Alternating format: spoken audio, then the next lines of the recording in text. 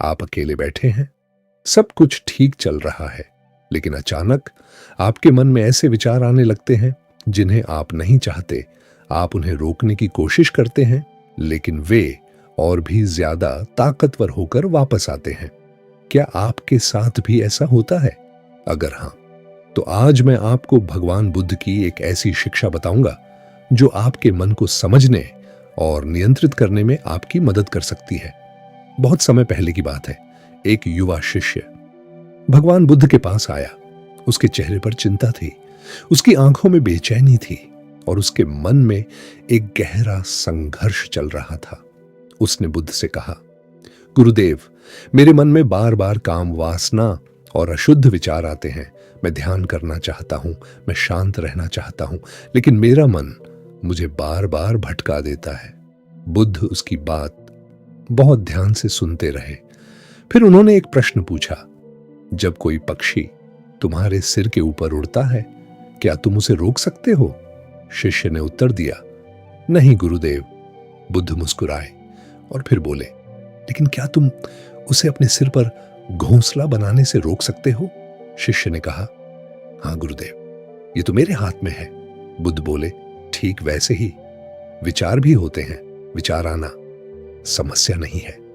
समस्या तब शुरू होती है जब हम उन विचारों को पकड़ लेते हैं, उन्हें बार बार सोचते हैं, उन्हें अपनी कल्पनाओं में बढ़ाते हैं और धीरे धीरे उन्हें अपने मन का मालिक बना देते हैं। याद रखो, मन बिल्कुल एक बगीचे की तरह है।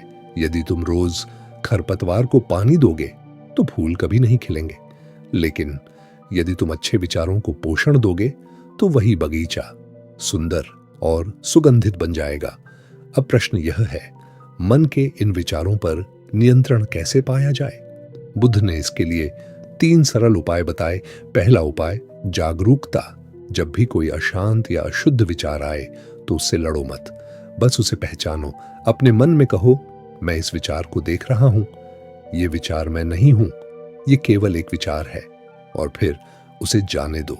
दूसरा उपाय, ध्यान को दिशा दो। खाली मन अक्सर भटक जाता है, इसीलिए अपने समय को किसी सार्थक कार्य में लगाओ। पढ़ो, सीखो, व्यायाम करो या अपने लक्ष्य पर काम करो। जिस मन के पास उद्देश्य होता है वह भटकता कम है। तीसरा उपाय, ध्यान।